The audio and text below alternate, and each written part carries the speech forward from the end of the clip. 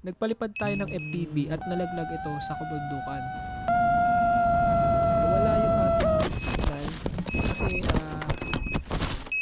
meron tayo sanang pupuntahan na spot na medyo malayo. So para siyang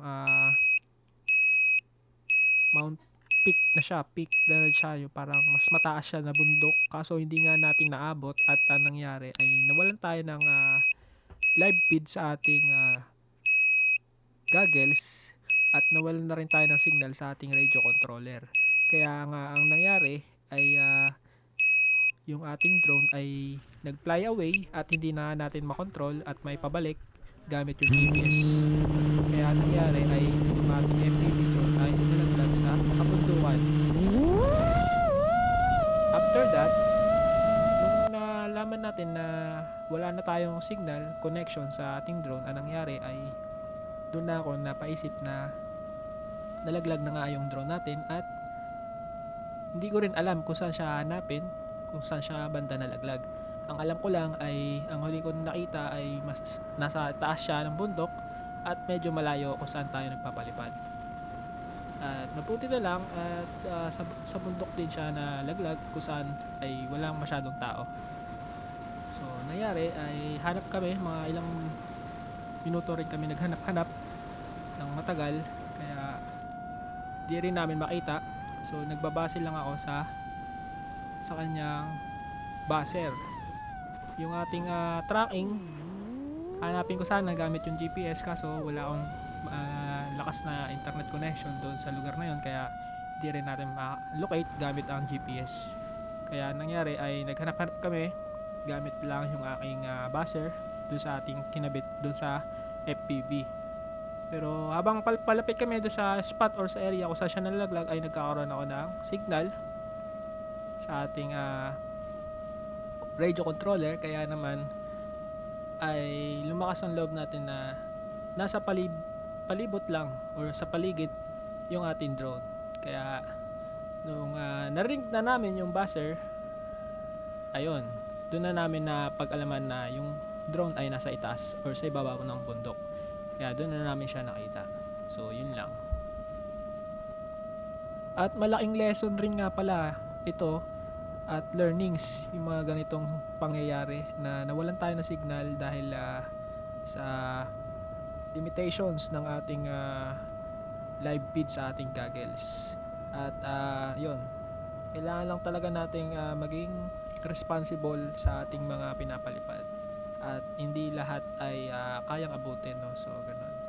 So additional learnings tayo, meron tayong nakuha learnings na hanggang doon nga lang siya, pero pwede pa naman siyang i-adjust yung ating frequency kung gusto mo pa talaga ng long range. Medyo mababa lang din yung ating setting sa ating video, pero all in all medyo malayo na rin yun yung ating naabot kasi gumamit lang tayo ng 25 MW sa ating video feed sa ating analog kasi yung ating goggles, pero ayos, napakaganda at medyo malayo rin yung naabot kahit 25 lang yung kanyang milliwatt lang yung kanyang 25 milliwatt lang yung kanyang yung pinaka frequency or yung kanyang video transmission papunta doon sa ating goggles. Malayo-layo na rin yung naabot noon, guys, medyo malayo, pero habang lumalayo nga ay nawawalan tayo ng live feed, kaya ayun, dito po nawalan ng signal ang ating FPV habang papunta sana tayo sa mas mataas o peak ng bundok. Sa kasamaang palad, hindi na natin ito naabot dahil sa signal limitation ng area. Mabuti na lang at sa bundok ito bumagsak, walang bahay at walang tao sa paligid. Isang paalala sa ating bilang FPV pilots na laging i-consider ang signal terrain at higit sa lahat safety. Yung ating controller naman ay long range, pero medyo mababa rin yung packet rate natin sa ating settings, kaya hindi rin naabot yung FPV natin gamit yung GPS pabalik. Kaya yun, additional learnings talaga ito at still meron tayong nalalaman pa or magkaroon tayo ng additional information about sa pagpapalipad ng FPV. At yun, reminder po sa kapwa FPV pilots, i-consider lagi ang signal at environment at huwag tayo magpalipad pag masyadong maraming puno or malayo-layo na sa atin kung hindi kayang abutin ng ating radio signal at sa ating goggles. So yun lang. Sa puntong ito ay nawalan na nga ng signal ang ating FPV at hindi ko na ito makontrol, kaya ito, yung ating FPV ay ang direction ay dun kung saan punta or saan ang daloy or flow ng hangin. Kaya itong FPV na ito ay palayo sa atin kung saan tayo nakaposition. Kaya ang huling direction nito is yung nalaglag nga siya ay nasa ibabaw ng kabundukan.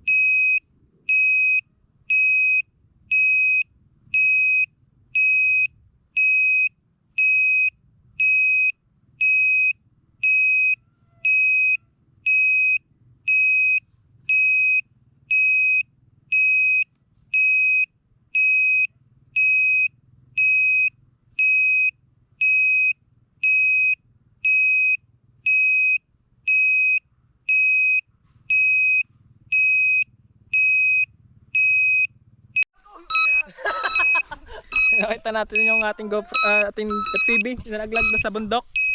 Ayan, yung mga kumuha. Nalaglag.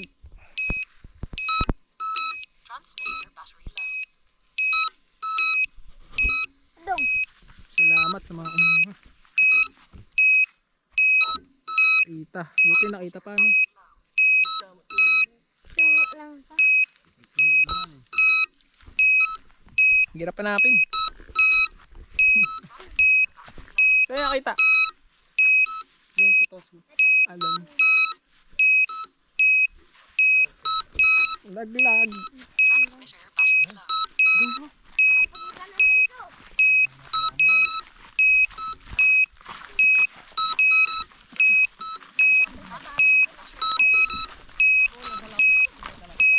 Kala ada signal edi kayo. Ada tukon. Naalaman. Laglag yung ating FPV.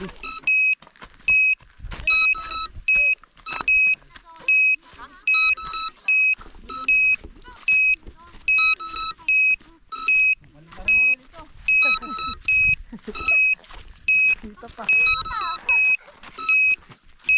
Puti, nakita no? Kita pa.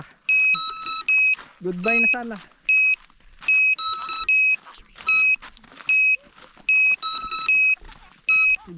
Pag doon sa gitna ng bundok, di na nakita yan. Oh. May GPS naman eh. Oh. Taas yun.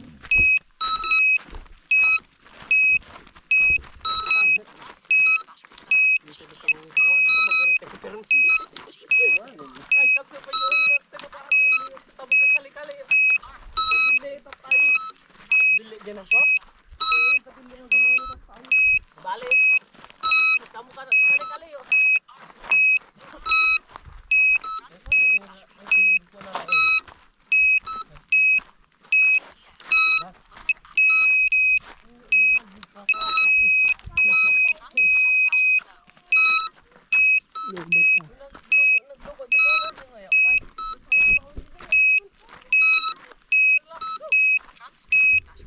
Wala ang ating FPV. Talaglag.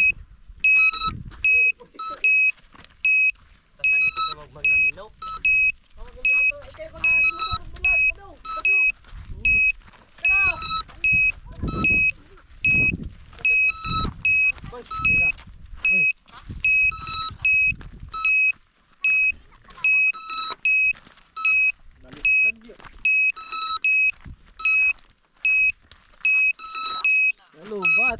Ha? Ano guys?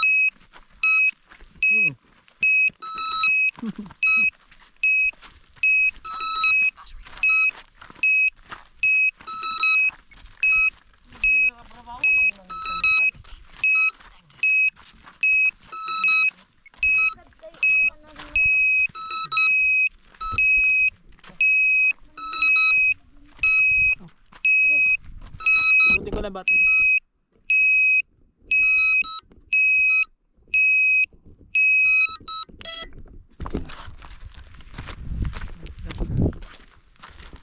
Wala na. Laglag.